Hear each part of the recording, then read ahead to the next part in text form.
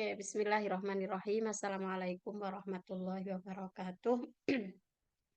Bismillah, walhamdulillah, la haula wa la quwata illa billah. Raditu billahi robba wa bil islami dina wa bi Muhammadin sallallahu alaihi wasallam nabiyya wa rasulah. Allahumma inna nas'aluka ilman nafi'a wa rizqan thayyiba wa amalan mutaqabbala. Mbak Novi dan Mbak Linda, pada pagi hari ini kita lanjutkan tadabbur surat An-Nazi'at, ya. Surat An-Nazi'at, setelah kemarin kita membahas tentang surat Abasa, ya. Jadi surat Abasa kemarin membahas tentang Rasulullah mendapat teguran, ya, karena acuh mungkin begitu, ya, dengan sahabat yang bernama Abdullah bin Umi Maktum ketika dia datang kepada Rasulullah bermaksud untuk meminta nasihat. Rasulullah tengah sibuk dengan para pembesar Quraisy. Nah, lalu ditegur dengan surat Abasa itu, ya. Abasa wa tawalla an ja'ahul a'ma dan seterusnya itu. Nah, sekarang kita lanjutkan pada surat An-Nazi'at. Kalau kita kembalikan pada akar kata, ya, Nazi'at itu berarti dia tasrifnya apa itu, Mbak Novi? Nazi'at. Nazi'at itu dia fa'il ya. Isim Isim fa'il fa'il. Jadi jamak. naza'ah gitu. Eh, Ya. naza'ah. Naza'a itu fi'ilnya. Nazi'un itu isim fa'il. Lalu nazi'atun lalu menjadi nazi'atun, ya. Jadi dia Ini isim jamak. fa'il Mu'annas salim. jamak muannas salim. Ya, betul. Nah, dia menjadi kasroh karena wa-nya itu wawu kosam atau demi, ya. Kapan hari kita sudah membahas bahwa permulaan surat dalam Al-Quran itu ada beberapa ciri, ya. Bisa dengan wawu atof seperti ini, wan nazi'ati, wasyamsi, wal laili, ya, wal fajri, wal asri. Nah, itu. Ya, lalu ada misalnya dengan tahmid, alhamdulillahilladzi, ya, atau subhanalladzi juga ada. Lalu ada dengan apa lagi? Masih ingat enggak? Harful muqatta'ah, ya. Harful muqatta'ah itu huruf yang pisah-pisah itu, ya. Apa namanya? Muqatta'ah itu kan artinya potong-potong, ya. Jadi kayak kaf, ha, ya, ain, shad, yasin dan seterusnya itu. Nah, ini berarti kenapa dia tiba-tiba kasroh, ya? Karena ada wa. Nah, wa di sini adalah wawu kosam, ya, atau wawu yang berarti sumpah. Oke. Jadi an-nazi'at di sini adalah tasrifnya isim fa'il jamak muannas salim dari kata naza'a. Nah, naza'a itu kita insya Allah sudah sering dengar, ya. Jadi naza'a itu bisa berarti melepas atau mencabut. Maka orang yang ketika akan dicabut ruhnya, nah, itu dinamakan dengan naza', ya. Nah, wan nazi'ati demi malaikat yang mencabut nyawa ghorqon dengan keras.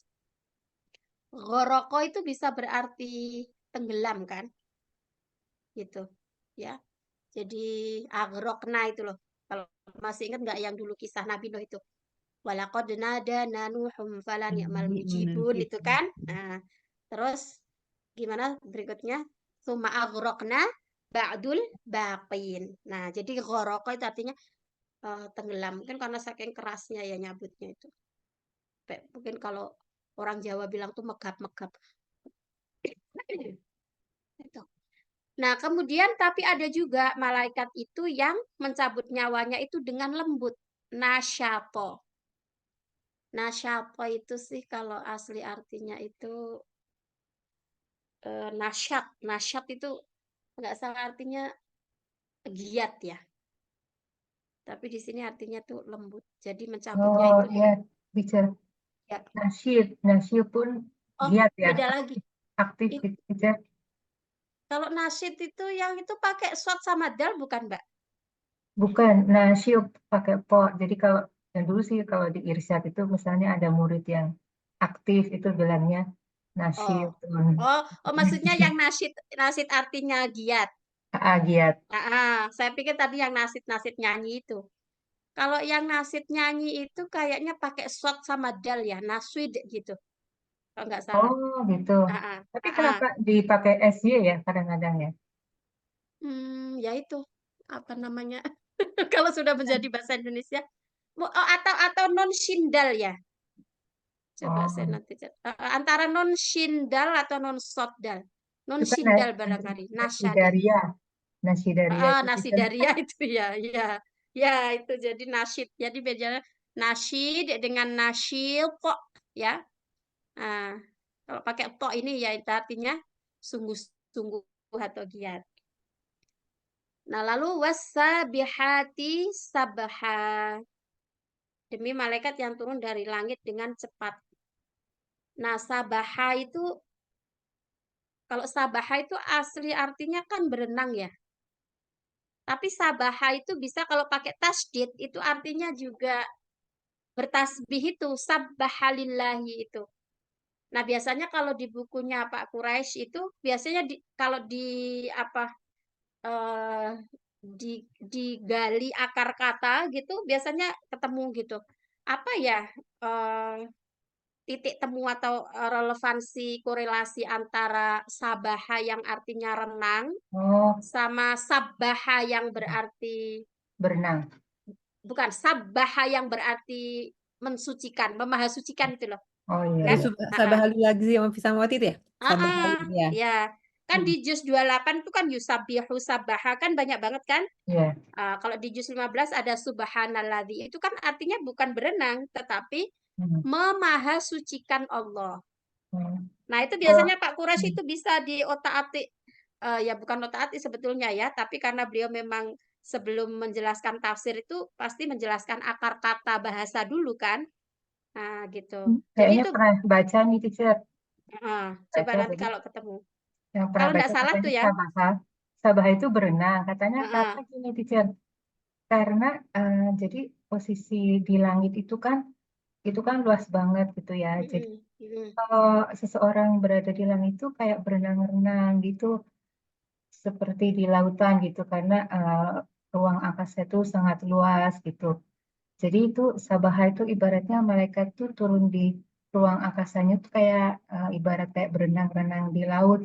Kalau nggak salah pernah Hmm. baca kayak gitu sih. Hmm. Oke. Bisa Hmm. juga itu kalau begitu ininya apa namanya korelasi katanya itu. Atau kalau nggak salah saya pernah kalau salah nanti di itu ya. Kalau nggak salah kan orang berenang itu kan menuju ke jauh ya. Maksudnya kan kita kan berenang itu kan mesti semakin jauh kan.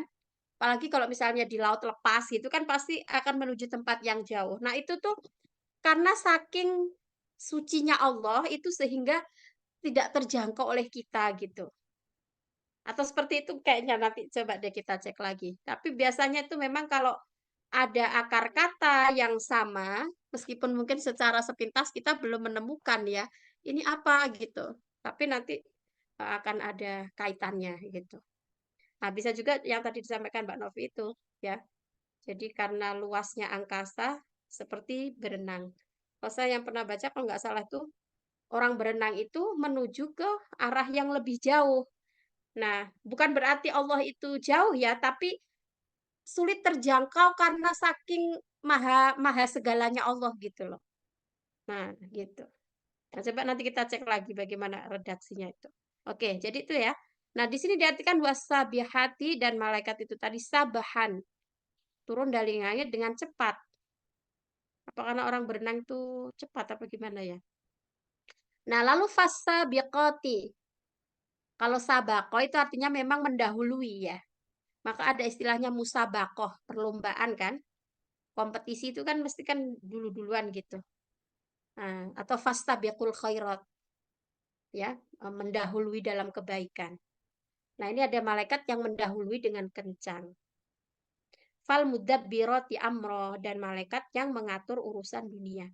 Nah, jadi dari 5 kata ini mungkin bisa kita ambil konklusi ya bahwa inilah sifat-sifat malaikat yang terkait dengan huru hara terjadinya kiamat nanti. Karena surat An-Naba dan An-Nazi'at itu, dan mungkin surat-surat yang lain di juz 30 itu memang banyak yang bicara tentang kiamat ya, tentang akhir zaman gitu. Nah, kalau Amayat As-Sa'un itu kan berbicara tentang bagaimana masyarakat Mekah kala itu berselisih tentang hari kiamat. Nah, ini disebutkan bahwa nanti ketika terjadi kiamat itu ada malaikat-malaikat dengan kategori-kategori kriteria ini. Ada yang malaikat mengatur urusan dunia, ada yang mendahului dengan kencang, ada yang mencabut nyawa dengan keras, ada yang mencabut dengan lembut gitu. Nah, lalu ini yauma tarjufur rajifah. Tarjufu itu artinya sama dengan nafaha ya. Jadi atau tanfahu. Tiupan pertama. Yauma tarjufur rajifah. Jadi tiupan pertama itu mengguncangkan alam. Tatsba'uhar radifah. Lalu diiringi oleh tiupan kedua sangkakala itu. Biasanya digunakan kata nafkhatu wahidah juga. Nah, qulubu yauma idzi wajifah. Pada hari itu hati, qulubun itu hati ya, yauma idzin pada hari itu wajifah. Ya tentu sangat takut ya kalau misalnya ada suara kayak apa namanya trompet yang terlalu keras itu menggelegar ya pasti kita takut. Absaruha khasyiah, pandangannya tunduk. Yaquluna, mereka mengatakan ainna, apakah benar-benar lamar duduna akan dikembalikan fil hafirah kepada kehidupan semula. Mardudun ini coba i'rabnya apa itu? Tasrifnya Mbak Novi. Marduduna. Mardudun berarti? Itu asalnya dari apa rodada ya, Richard? Ya, rodada. Rodada, terus Rodada atau menjadi maf'ul. roda. Jadi dia isim maf'ul. Maf'ul jamak mudzakkar salim. Iya, betul. Jadi aslinya dari roda, aslinya lagi rodada. Kalau isim fa'ilnya itu rodun, maka ada doa apa itu? Wala rodda li fadlih itu. Allahumma la mani alima a'taita wala mu'tiya lima mana'ta, itu ada yang ditambah dengan wala rodda itu. Jadi kalau rodun itu isim fa'ilnya, mardudun itu artinya apa? Dia tasrifnya adalah isim maf'ul. Maka ada istilah mardud itu kebalikan dari mabrur ya. Haji yang diterima itu kan haji mabrur. Nah, yang tidak diterima namanya haji mardud gitu. Jadi ditolak. Amalan yang tidak sesuai dengan dalil-dalilnya juga disebut dengan amalan yang Jadi mardud. maksudnya dikembalikan tuh ditolak gitu ya, Richard? Ditolak, ya. Dikembalikan itu maksudnya ditolak. Tapi cuma kalau dalam konteks ini kan memang maksudnya apa kita itu nanti akan kembali seperti kehidupan semula gitu. Tapi ya kan karena satu bahasa itu biasanya kan banyak arti kan, Mbak. Gitu. Jadi bisa berarti membalas juga bisa biasanya rodun itu. Misalnya apa membalas surat itu nggak salah pokoknya rodun juga. Atau jadi itu bisa membalas, menolak, mengembalikan gitu. Seperti ini loh. Saya tuh dulu pernah membaca tafsir tentang ayat yang berbunyi wa yarzuqu mayyasha bighairi hisab. Coba kalau sering baca bukunya Pak Quraisy itu. Di antara bukunya itu ada yang menjelaskan tentang tafsir ayat apa itu tadi? Wa yarzuqu mayyasha bighairi hisab. Kalau redaksinya bisa rozaqallah atau yarzuqullah atau yarzuqu aja itu ya bighairi hisab. Itu kan kalau diartikan kan Dan Allah memberi rizki pada siapa yang dikehendaki bighairi hisab. Nah, hisab itu kan nanti punya banyak arti. Apakah artinya hisab itu bisa berarti dugaan. Hasaba, hasiba itu bisa berarti menduga, dhonna. Nah, jadi kalau wayarzuqu may yasha'u bighairi hisab itu maksudnya Allah memberi rezeki kepada siapa yang dikehendaki tanpa diduga gitu loh. Misalnya Mbak Dinda tuh tiba-tiba kangen makan lontong sayur gitu misalnya ya. Nah, tiba-tiba ada tetangganya tuh ngasih ya gitu kan. Nah, itu berarti memberi rezeki tanpa diduga, tanpa disangka. Nah, itu juga arti dari bighairi hisab. Nah, hisab itu kan juga menjadi bahasa Indonesia ya. Artinya apa? Kayak ilmu matematika kan, ilmu hisab gitu loh. Ada ilmu aljabar, ada ilmu hisab kan. Nah, hisab itu artinya menghitung. Sehingga bisa diartikan bahwa Allah itu memberi rizki pada siapa yang dikehendaki tanpa dihitung.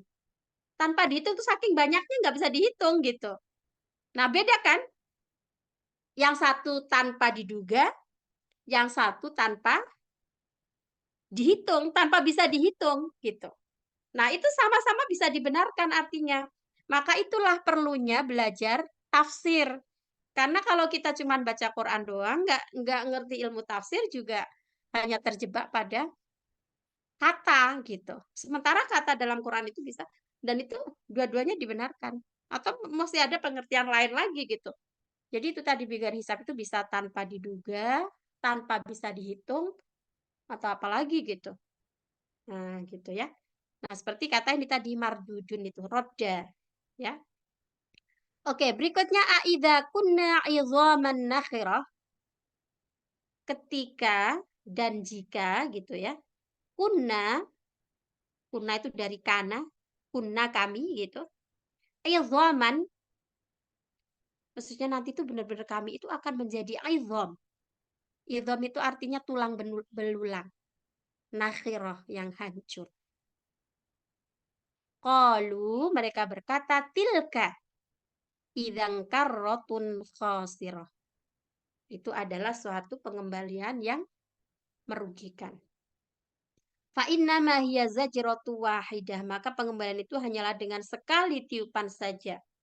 Fa idzahum bisahirah, maka seketika itu mereka hidup kembali di bumi yang baru. Maksudnya ya kehidupan setelah mati. Lalu lagi bicara tentang hal ataka haditsu Musa idnadahu rabbuhu bil wadil muqaddas. Jadi mungkin kalau ditematisasi itu tadi ini udah ganti tema ya.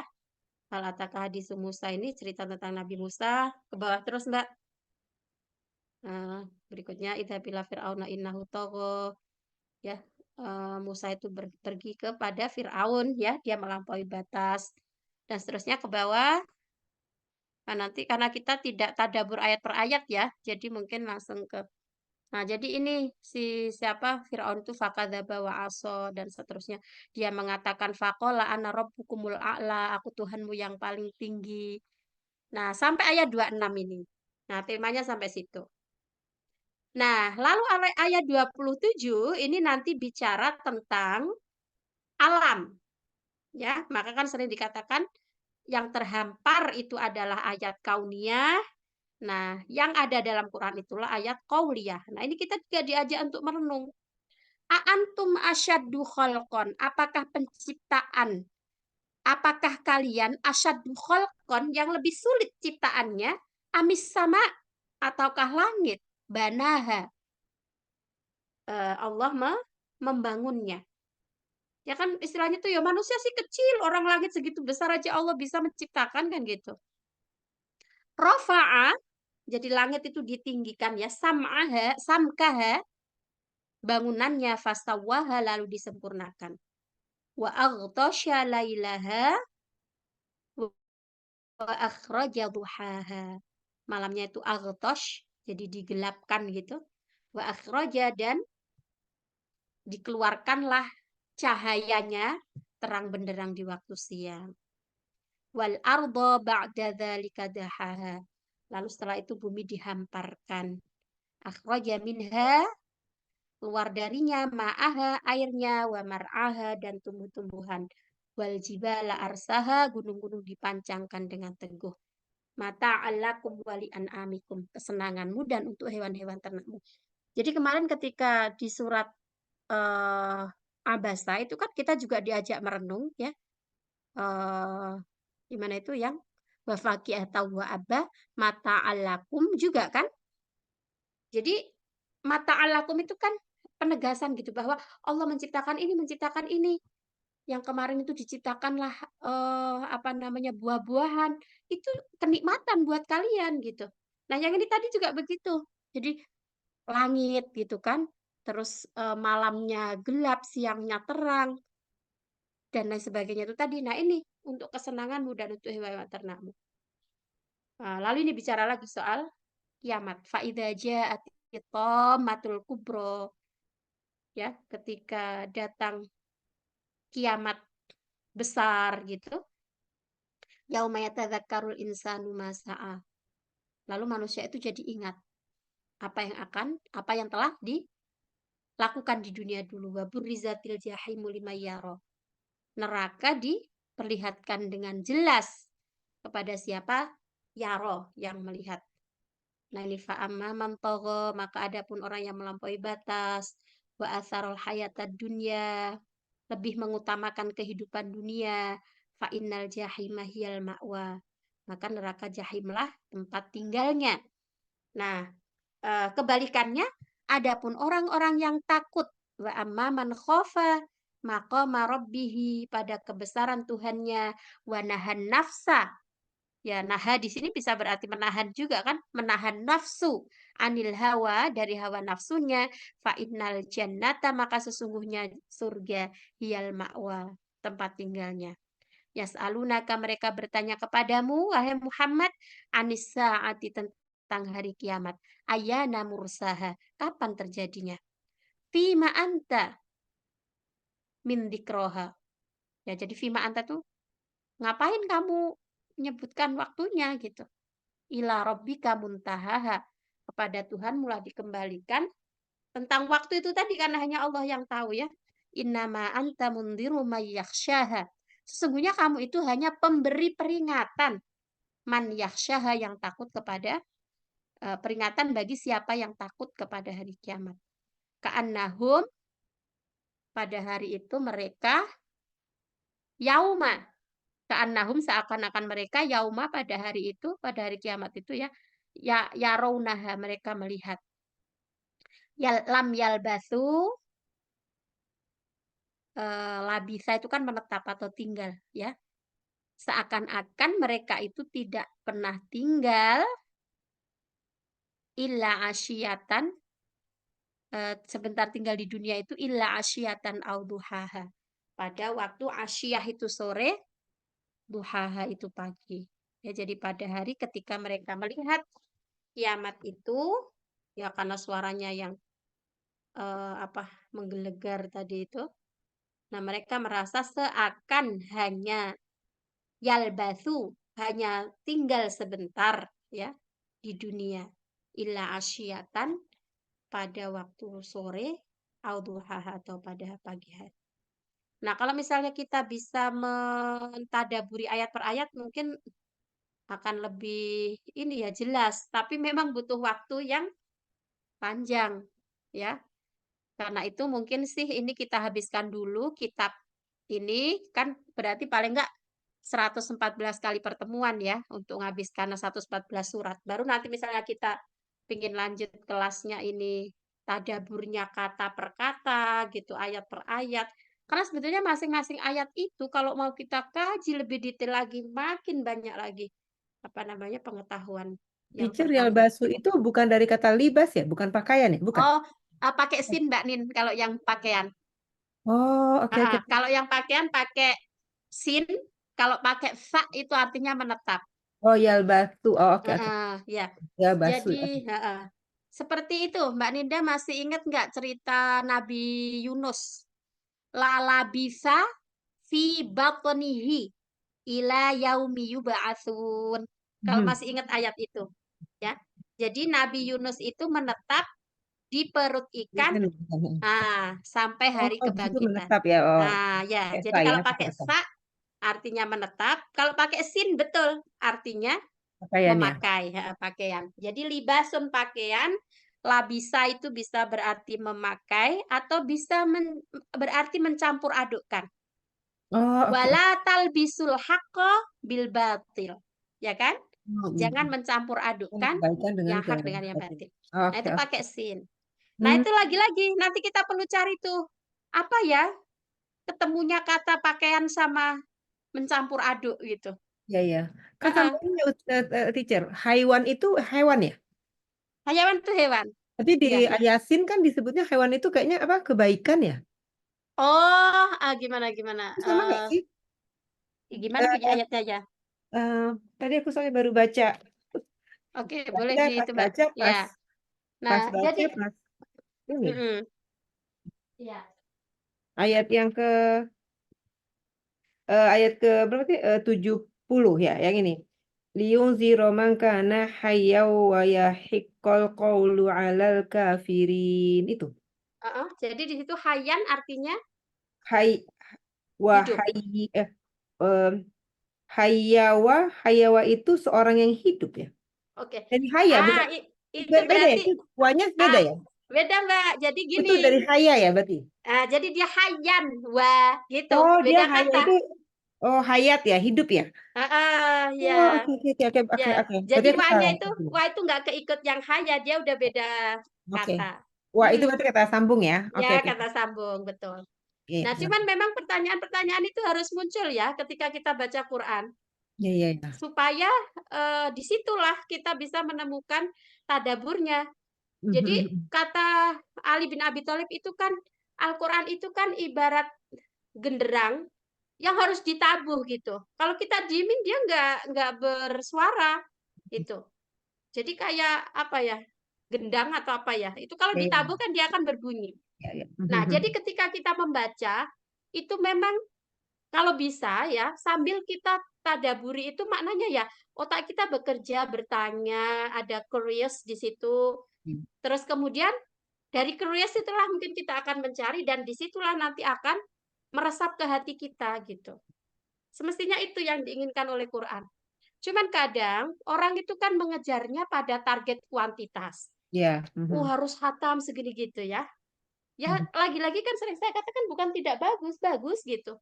Cuman nothing apa ya? Ya kan sayang gitu Mbak kalau cuman begitu gitu. Ya. Termasuk Lebih ketika utama ya Ustazah, maksudnya lebih utama mentadaburi daripada membaca gitu betul, mesti. betul. Maka ada pendapat yang mengatakan lebih baik membaca Quran itu sedikit tapi kamu tadaburi daripada banyak-banyak tapi cuma baca doang gitu. Tapi Nah, kan ada hadisnya juga kan Bu Ustazah, yang bahwa ya, seorang sahabat itu tidak melanjutkan membaca bacaannya sebelum dia mentadaburinya, bukan gitu ya? ya ada juga. Ada kan Jadi hadisnya kan? Iya. meskipun ada juga sahabat Nabi itu yang namanya bukan Abdullah bin Abbas, Abdullah bin siapalah pokoknya binnya tuh saya lupa. Nah, itu dia tuh dia kan masih muda ya. Masih muda terus semangat tilawah gitu. Jadi dia tuh sampai pinginnya khatam Quran setiap hari. Sama Rasulullah nggak boleh gitu. Ya saya kan masih muda, masih kuat Rasulullah gitu. Jadi terus gimana sebaiknya saya khatam Quran gitu. Kata Rasulullah ya mungkin 1 bulan lah gitu. Kelamaan 1 bulan kata si Abdullah itu tadi ya. Kelamaan sebulan. Ya udah berapa 2 minggu kelamaan juga bagi dia. Seminggu kelamaan terus baru 3 hari tuh katanya yang udah maksimal kita khatam Quran. Maksudnya itu mungkin kalau khatam baca ya. Jadi sekali lagi membaca itu juga bagus, baik daripada tidak pernah membaca Quran nggak pernah dibuka. Membaca itu tentu baik, menghatamkan cepat itu juga baik. Tetapi alangkah lebih baiknya kalau dari setiap ayat yang kita baca kita resapi, sungguh luar biasa apa kekuatan Quran itu gitu. Makin kita dalami makin banyak hal kita dapatkan. Oke. Baik. Ustazah, aku mau nanya lagi dong, boleh nggak? Ya, Tadi yang hayan hidup itu, hayan juga bukan ada yang artinya malu ya? Itu pakai hamzah, Mbak, Bu. Oh, Hayaun. Jadi ada hayun, ada hayaun, ada hayawanun. Itu harus dibedakan ya. Kalau hayyun itu hidup, maka termasuk Asmaul Husna itu kan Al-Hayyul Qayyum ya kan? Nah, itu artinya ya hayyun itu nanti bisa jadi hayyan, bisa jadi hayyin ya kan? Nah, itu artinya hidup. Yang malu itu hayaun. Maka ada pepatah atau hadis Nabi ya, al-haya'u minal iman. Malu itu sebagian dari iman. Atau ada pepatah juga mengatakan fa'ilam tastahyi fasna ma syi'ta. Kalau kamu nggak punya malu ya udah kerjain apa aja. Mungkin ini kalau kita melihat fenomena di media sosial ya, mohon maaf ya kalau kita mau sedikit kritis. Kadang kayaknya orang kehilangan rasa malu gitu. Maksudnya kalau yang di-share itu bagus-bagus ya memang tentulah itu memberi manfaat buat kita ya. Tapi kadang kan demi konten gitu, ada yang sampai menanggalkan rasa malu gitu loh. Mungkin ya. Nah, itu jadi itu ada al-haya atau istihya itu tadi. Nah, lalu hayawanun itu tadi. Oke. Masih ada lagi Bu Loli? Ya udah, jazakallah Ustazah. Ya. Sebetulnya kalau ada diskusi itu juga bagus sih, biar lebih hidup gitu. Oke, baik, saya lanjutkan dulu. Nanti kalau ada. Oh, nah ini Mbak Ninda, saya bawa buku ini.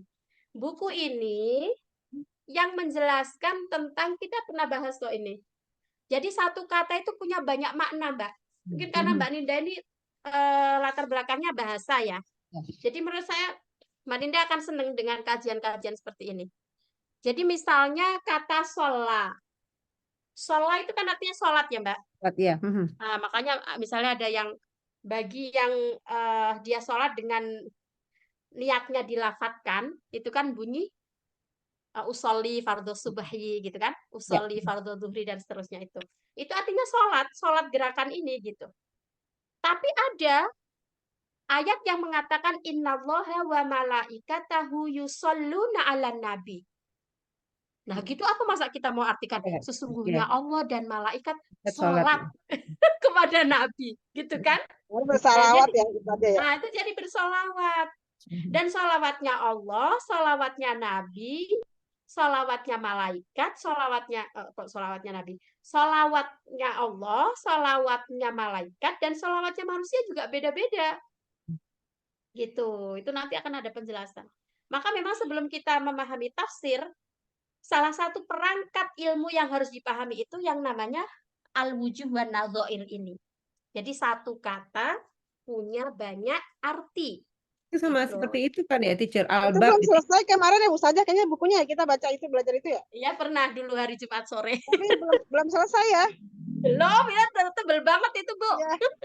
Ya kan teacher seperti kata babun gitu ya. Ya, Babun kan betul. artinya misalnya pintu, tapi sebenarnya Pintu. nanti ditafsirkan ya sesuai konteks gitu ya. Maksudnya di sini maksudnya kata dengan dua makna atau dengan makna penafsiran juga ya, teacher?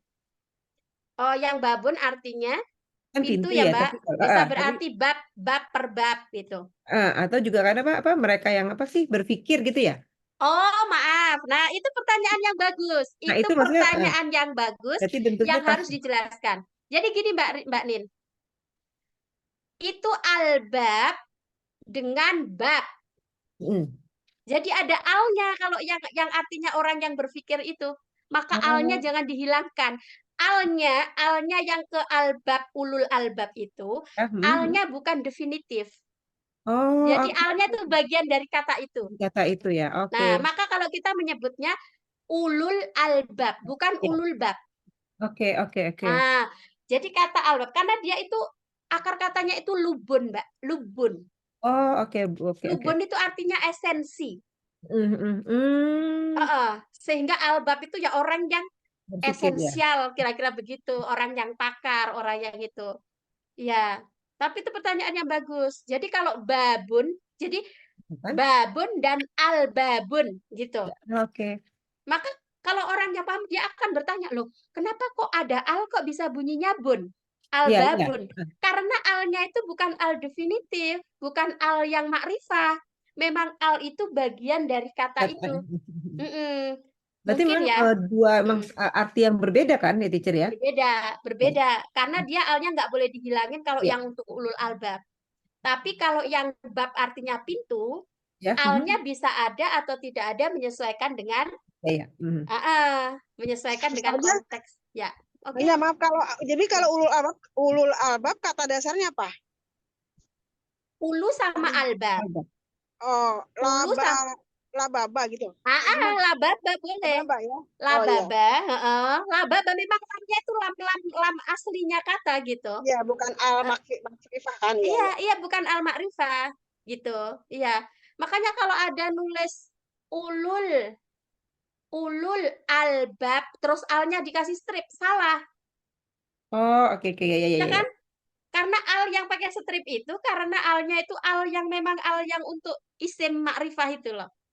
Aku malah baru Gitu. tahu teacher selama ini kok aku dapat ilmunya itu kata pintu itu sama Heeh. dengan albab. Jadi didefinisikan itu pintu itu membuka saat kita buka pintu itu aku pernah makanya aku pernah belajar makanya kalau kita buka pintu itu seperti membuka apa namanya apa sih pandangan jadi apa Heeh. membuka wawasan gitu loh. Bukan berarti kan? Nah, itu kalau yang bab di buku, Mbak. Bab yang di buku. Bukan oke, bukan albab. Nah, Oke. jadi bab yang di buku itu juga namanya bab kan? Jadi Ya, misalnya bab 1, bab 2, bahkan itu bab itu dari bahasa Arab juga. oke. Al-babul awal, al-babus tsani gitu kan? Bab Nah, pertama, bab kedua itu memang seakan pintu untuk membuka chapternya kan? Kan bisa dilihat kan chapter toh? ya, ya. Bab itu, Tapi gitu. berarti Tapi itu bisa dipisah ya? Berarti definitif ya? boleh, iya. Oh, oke, Kalau ya, yang ya, ya. albab yang chapter atau albab yang artinya pintu, itu alnya boleh dipisah. Oh, oke, ya, Boleh ya, dipakai understand, ya, dan ya. tidak. Oh, Tapi oke. kalau yang albab, yang ulul albab, tidak boleh. Karena Oh, lamnya oke. itu bagian dari kata Dari si itu. alif lam. Oke, iya, iya, Heeh. iya. Oh, Iya, oke, oke, understand, understand, ya, understand. Iya, ya. iya. Jadi dia Dapat akar sekarang. katanya itu lubun itu tadi, Mbak. Lubun. Oh, Lubun oh, itu, nah, kan berarti lamnya kan keikut di situ kan? ya. Heeh. Oke. Oh, oke, oke, dapat aku sekarang. Thank you. Nah, memang begini harus itu, Mbak. Mending harus ditanyakan ya, Iya, Ada supaya maaf saya jadi ikut nanya boleh nggak? Jadi kalau boleh yang boleh. pintu kata dasarnya apa? Baba. Babun, Oh, babun. babun. Oke, ya ya. Iya. Jadi babun itu misalnya mau kan gini. Jadi kata dalam bahasa Arab itu kan memang ada yang bisa dicari fiilnya, ada yang memang nggak bisa gitu. Hmm. Cuman ya memang kalau kayak albab yang artinya bab pintu itu alnya itu al yang insya Allah sudah paham lah ya yang pernah belajar Ya, bahasa Arab.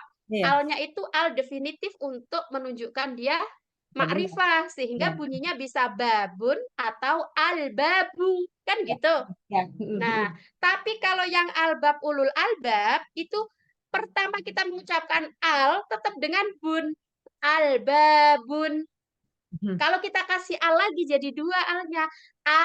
Al-albabu gitu. Iya. Nah, gitu. Ya, oke. Bisa dipahami ya, Mbak? Ya, bisa, bisa, bisa. Thank you, thank Oke. you. Baik, kalau ada pertanyaan lagi boleh. Kita nggak lanjut juga nggak apa-apa. Maksud saya barangkali ada yang lebih penting untuk ketika membaca Quran, lalu ada pertanyaan-pertanyaan selagi saya Ya, bisa berarti aku menjawab. harus ngasih tahu ke yang aku kasih tahu ini sekarang. Betul, betul Mbak. Ya, Ya kan? maka itu kan. Selama ini aku, karena aku dapatnya seperti itu, jadi aku nyampein seperti itu kan. Jadi aku harus meluruskan. Betul, betul. Iya. Insya Allah begitu Mbak. Maksudnya insya Allah, tapi bisa juga sih, kadang kan kata dalam bahasa Arab itu bisa kemudian diotak-atik gitu kan, Ya, ya. dicari kesesuaiannya. Cuman kalau untuk yang bab itu tadi memang sependek yang pengetahuan saya begitu.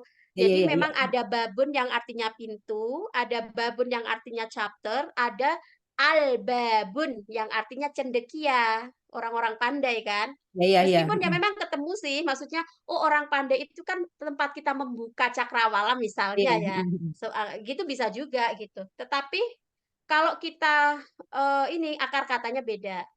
Jadi kalau yang albab itu lamnya itu adalah bagian dari kata tersebut. Sementara kalau yang babun pintu dan chapter itu lamnya itu adalah lam tambahan atau lam ta'rif itu. Iya, iya. Mungkin gini sih Mbak ya, coba saya analogikan dengan bahasa Indonesia. Misalnya kita nyebut kata Merapi. Merapi itu yang ada di pemahaman kita kan nama gunung ya. Ya, ya. Nah, mungkin itu berbeda dengan merapikan. Ya, ya. Nah, merapikan itu kan berarti menya ini kan tambahan ya, mesamakan ya. Ya, Nah, imbuhan ya jadinya. oke. Nah, insya Allah Mbak Ninda paham lah karena udah Iya. basicnya bahasa gitu. Oke, ini masih ada waktu berapa menit ya? Tinggal 10 menit, saya baca agak cepat aja Mbak. Ya, jadi ini jumlah ayatnya ada 46, dinamakan surat An-Nazi'at. Ya, artinya itu tadi. Naza'a itu melepas atau melepas atau apa? Mencabut ya. Annaha awalu man aqsama bihallahu ta'ala fi hadhihi surah al-mubarakah. Jadi dinamakan surat An-Nazi'at itu karena pertama kali Allah eh, bersumpah ya. Awalu ma aqsama di surat ini. Pertama Allah bersumpah dengan apa namanya? Kata tersebut wan nazi'ati tadi. Lalu at-tahdzir min ahwali yaumil qiyamah. Jadi tema pokok dari surat ini bicara tentang perlunya waspada atau peringatan lah ya min ahwali yaumil qiyamah, huru-hara hari kiamat.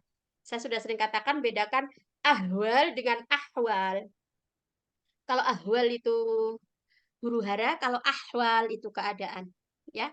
Nah, lalu mawadhi'us surah al-mubarakah, tema-tema yang ada di surat ini, ya. Tadi kan sudah sekilas saya eh, bahas tadi ya, ada kalau misalnya kita buat tematisasi gitu, bisa ditemakan.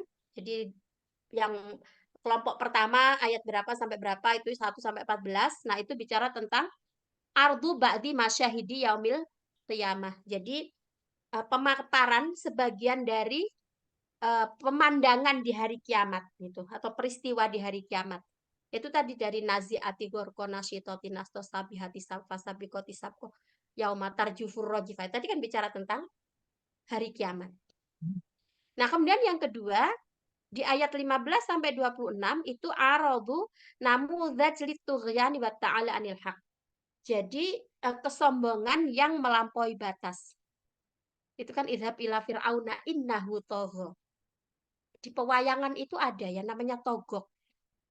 Mungkin yang pernah belajar tentang wayang itu kan ada apa aja Mbak Novi paham nggak tentang pewayangan? Itu kan ada satu karakter ya yang namanya togok gitu. Nah, togok itu kan buruk gitu. Jadi di sini togho itu artinya melampaui batas.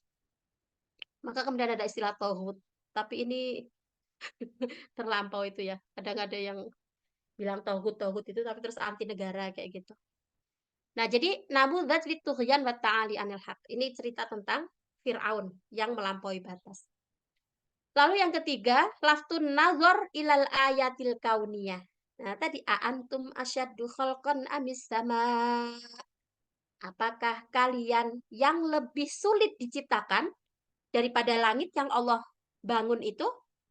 Ya manusia itu gampang aja, kira-kira begitulah. Orang langit yang sebegitu besarnya aja mudah bagi Allah gitu. Nah, ini pelajarannya apa? Supaya kita ini merenungi tentang ayat-ayat kauniyah. Lalu yang keempat, tama yuzun nasi yaumal qiyamah. Jadi ini ada mungkin diferensiasi gitu ya. Apa sih istilahnya? Ada pembagian lah, pengelompokan manusia itu nanti ada yang dia mukmin, ada yang mukadzibin, ada yang taghin, ya kan? Ada dan kemana nanti mereka akan dikembalikan orang-orang itu. Jadi ada kriteria-kriteria manusia di hari kiamat nanti. Nah, kemudian yang kelima, infiradullahi wahdahu bi'ilmis sa'ah. Jadi ketika ada yang bertanya tadi kepada Nabi Muhammad tentang kiamat, itu nggak ada yang tahu gitu. Maka di sini kapan terjadinya kiamat? Infiradullah. Hanya Allah seorang diri. Wahdah. Allah wahdah. Hanya Allah dirinya yang mengetahui tentang kapan hari kiamat itu. Oke, nah berikutnya Mbak. Infraroda itu kayak munfarid itu sama Iya, nggak? munfarid iya Mbak. Jadi infaroda itu fiilnya, munfarid itu isim fa'il, Oh, infirat itu apa itu infa'ala namanya? berarti ya? Infa'ala. Iya, infa'ala, ya. Jadi sholat munfarid kan sholat sendiri. Iya. Nah, jadi infirat itu masdarnya. Munfarid isim fa'il. Infaroda fiilnya. Jadi infiradullah, Allah sendiri. Wahdahu, ya, yang mengetahui tentang hari kiamat. Oke, berikutnya sekarang lataif ya, rahasia atau hikmah dari surat An-Nazi'at ini. Yang pertama, wal arda ba'da dzalika dahaha wa hadza yaqtadi an khalaqal arda ba'da sama. Nah, ini tadi yang saya cuplik jadi narasi atau apa pengantar untuk kelas ini ya. Jadi ini ada 2 ayat yang sekilas itu terkesan kontradiktif. Kalau Mbak Novi pernah belajar usul fikih, itu salah satu baik di usul fikih maupun di ulumul Quran, itu ada satu pembahasan namanya ta'arud adillah. Ta'arud adillah itu bisa ayat dengan ayat, ayat dengan hadis, hadis dengan hadis. Yang sekilas nampak bertentangan. Misalnya, ada hadis tentang kuntu nahaitukum an ziyaratil qabri fazuruha. Dulu saya itu melarang orang ziarah kubur gitu. Tapi kemudian ziarahlah gitu. Nah, itu kan kontradiktif ya. Di satu sisi dilarang, tapi disuruhnya juga gitu. Terus mana yang benar? Nah, ini kalau menurut ahli usul fikih bisa ditemukan dengan jalan satu tarjih. Tarjih itu dicari mana yang lebih kuat dalilnya. Atau dengan cara al-jam'u wa taufiq. Al-jam'u wa taufiq itu dikompromikan. Hadis yang sekilas hadis atau dalil maksudnya ya, bisa Quran hadis yang sekilas bertentangan itu dikompromikan. Maka misalnya terkait dengan hadis atau dalil ziarah kubur tadi itu bisa dikompromikan. Dikompromikannya gimana? Kalau ziarah kubur dikhawatirkan malah meraung-raung, nangis-nangis, ya itu nggak boleh gitu.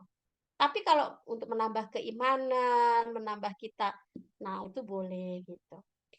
Nah, kapan saya pernah beri contoh juga ya, kayaknya kalau nggak salah itu tentang buang air menghadap atau membelakangi kiblat gitu. Itu juga ada dalil yang bertentangan gitu.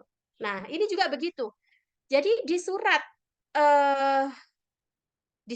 apa ini tadi yang kita bahas An-Nazi'at itu ada ayat yang berbunyi wal arda ba'da dzalika dahaha. Dan bumi setelah itu dahaha apa namanya dihamparkan. Jadi kan itu karena dimulai dari as-sama banaha ya. Berarti kan apa namanya tahapan-tahapannya itu kan langit dulu dibangun, lalu disempurnakan dan sebagainya itu baru kemudian bumi dihamparkan. Kan begitu berarti pemahamannya kalau dari yang di An-Nazi'at ini. Nah, sementara di surat Fussilat itu disebutkan ada ayat yang berbunyi tsummastawa ilas sama'i wa hiya dukhan. Jadi Allah itu bersemayam di atas langit. Nah, itu masih berbentuk asap. Jadi gimana? Berarti langitnya belum jadi, gitu. Nah, wa hadza yaqtadi khalaqas samaa'a ba'dal ardi. Sehingga ada yang menafsirkan bahwa Allah menciptakan bumi dulu baru langit. Karena ketika Allah bersemayam di langit itu masih berbentuk asap gitu. Nah, jadi menurut penulis ini dhahirul ayataini at-ta'arud. Sepintas dua ayat ini bertentangan. Walakin litaufiqi bainihima, tetapi dua-duanya bisa dikompromikan. Kata Ibnu Abbas radhiyallahu anhu, innallaha ta'ala khalaqal arda awalan kurawiyah. Jadi pertama Allah menciptakan bumi itu kuratun. Kuratun apa artinya, Mbak? Kuratul kodam. Bola. Bola. Ya, jadi berbentuk bola. Tsumma khalaqas sama'a fasawaha. Lalu kemudian menciptakan langit, lalu disempurnakan. Tsumma dahal arda ba'da dzalika. Nah, setelah itu kemudian buminya dihamparkan. Nah, ini berarti mungkin bisa kita kaji secara saintifik ya. Penciptaan langit dan bumi ini. Berarti kalau dari hadis ini kan bumi itu bulat dulu seperti bola. Terus kemudian Allah menciptakan langit, lalu buminya dihamparkan. Nah, mungkin ini terus ada teori bumi bulat apa bumi datar. Gitu. Tetapi itu nanti kita carilah yang lebih expert untuk bicara soal itu. Nah, kemudian yang kedua tariqul jannah al-khaufu minallah wa makhalifatul hawa. Jadi tadi ada ayat yang berbunyi Wa amma man khafa maqama rabbih wa nahan nafsa 'anil hawa, bagi orang yang apa itu tadi? Takut kepada Allah dan menahan nafsunya, maka dia kan tempatnya di surga. Nah, maka ini disebutkan jalan menuju surga itu adalah takut pada Allah dan menahan hawa nafsunya. Lalu kullu syai'in kana yadhunnuhul kafiru kabiran fid dunya yastasghiruhu yaumal qiyamah. Jadi segala sesuatu yang diagungkan oleh orang kafir, yang dianggap besar oleh orang kafir di dunia, itu akan terlihat kecil pada hari kiamat nanti. Lalu keempat, jauh hadhihi surah al-mubarakah kulluhu khasyah minallahi arwahun tunza' qulubun wajifah khaifah absaruha khasyiah amma man khafa maqama rabbih ma'a kathrari tikrari muradafatil khasyah fatakhsha liman yakhsha man yakhshaha mimma yadullu ala anna sya'nal khasyati 'azimun jiddan. Nah, ini menjelaskan begini. Kok kata khosyah ini disebut berkali-kali ya? Ada fatakhsha, ada liman yakhsha, ada man yakhshaha gitu. Nah, ini karena saking apa ya, istilahnya pentingnya pembahasan ini sampai disebutkan berkali-kali. Kira-kira begitu, ya. Nah, kemudian yang kelima, jamalun walutfun hadzal irdi thumma taujihu ila a'zami tughatil bashar fi asrihi yang bagi likuli da'yan al-tazim hadzal manhaj. Ini sepertinya gini. Ini kan bicara tentang Nabi Musa dengan Fir'aun. Nah, Nabi Musa dengan Fir'aun itu, kalau kita kembali ke surat Toha, itu menggunakan qaulan layyina. Jadi, bicara soal pola komunikasi, itu Quran itu menyebut beberapa istilah. Ada qaulan baligha, ada qaulan layyina, ada qaulan maisuro, ada qaulan kabiro, dan lain sebagainya. Nah, itu gimana penggunaannya itu? Nah, jadi mungkin kapan-kapan ya kalau ada waktu kita bisa bicara tentang qaulan ini. Beberapa kata qaulan dalam Quran itu kan ada sadidan, ada layyinan, ada karima, gitu kan? Nah, jadi yang digunakan untuk Musa ke Fir'aun itu menggunakan kata yang lain, yang lembut. Nah, maknanya adalah dalam berdakwah itu, kalau bisa jangan yang pakai bahasa keras-keras gitu. Karena dengan Fir'aun yang keras saja, Musa itu menggunakan kata yang lembut gitu, supaya bisa menyentuh hatinya. Mungkin sampai sini karena saya juga buru-buru mau keluar. Saya senang kalau ada pertanyaan-pertanyaan atau apa yang perlu didiskusikan. Kalau saya bisa jawab, saya jawab. Sampai sini dulu pertemuan kita pada pagi hari ini. Semoga menambah keimanan dan pengetahuan kita. Ada kekurangan dan kekhilafan, saya mohon maaf. Mari kita akhiri dengan al-asr dan kafaratul majlis. Bismillahirrahmanirrahim. Wal asr innal insana lafi khusrin illal ladzina amanu wa 'amilus solihati wa tawassaw bil haqqi wa tawassaw bis sabr. Subhanakallahumma bihamdik asyhadu an la ilaha illa anta astaghfiruka wa atubu ilaik. Walhamdulillahirabbil alamin. Assalamualaikum warahmatullahi wabarakatuh. Terima kasih Waalaikumsalam Oma, warahmatullahi Abdullah, Maaf lahir Nafi. batin. Sama-sama Oma. Assalamualaikum. Waalaikumsalam.